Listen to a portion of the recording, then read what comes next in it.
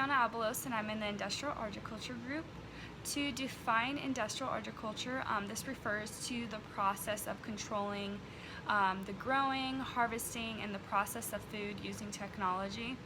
With such high demands and preferences and eating habits of people, there is such an increase in food availability, and that's hard to meet those needs. So by using science and engineering, corporations are able to grow crops and animals bigger and faster, which gives us products that can be lower in quality, give us health issues, but definitely low in cost, which people want.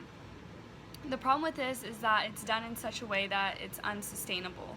Antibiotics are heavily used to keep animals on CAFOs from getting sick, and fertilizers and pesticides and herbicides are being used on the monocultural crops in order to make them grow bigger and faster. And this is actually damaging our soil for good.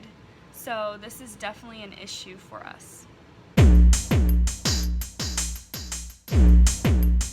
Some background on the industrial agriculture.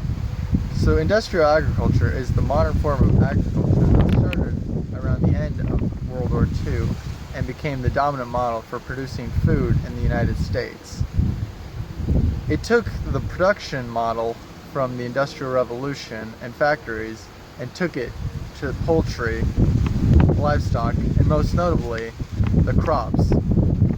Two of the most famous examples of industrial agriculture are centralized animal feeding operations known as CAFOs, and probably the most famous of them are giant monoculture crops, such as examples is the one right next to me of corn, wheat, or soybeans all throughout the Midwest of the United States.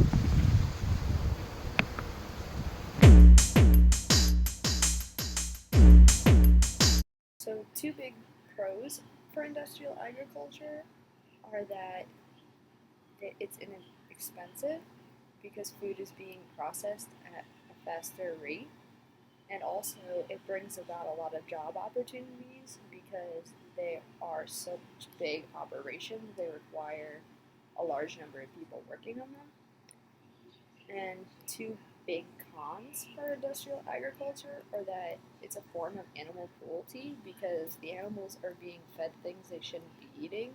They can't move at all because there's so many of them in such a small space, and they're only being raised to be slaughtered.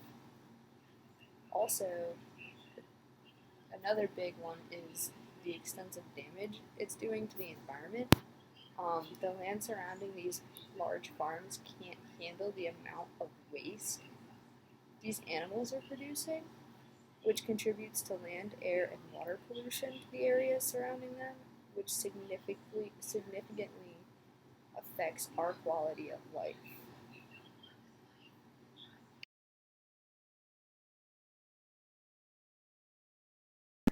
Is harmed by industrial farming. Pollutants from industrial farms contribute to dead zones in bodies of water, soil erosion, and even climate change.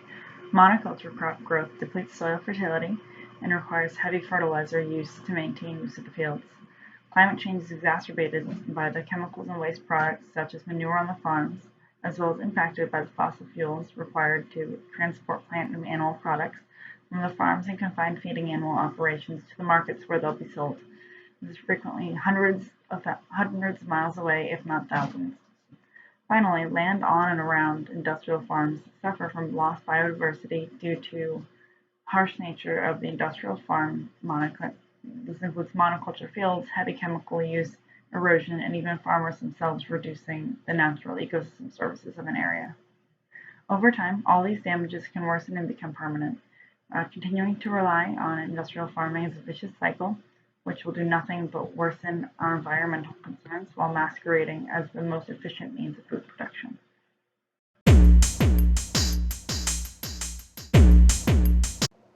The best solution is the localization of medium-sized farms. Mid-sized farms are large enough to support local communities and economies. If a farm is too small, local supermarkets will be hesitant to buy from them, as there can be quantity inconsistencies and potentially not enough supply to fulfill the supermarkets and local demand.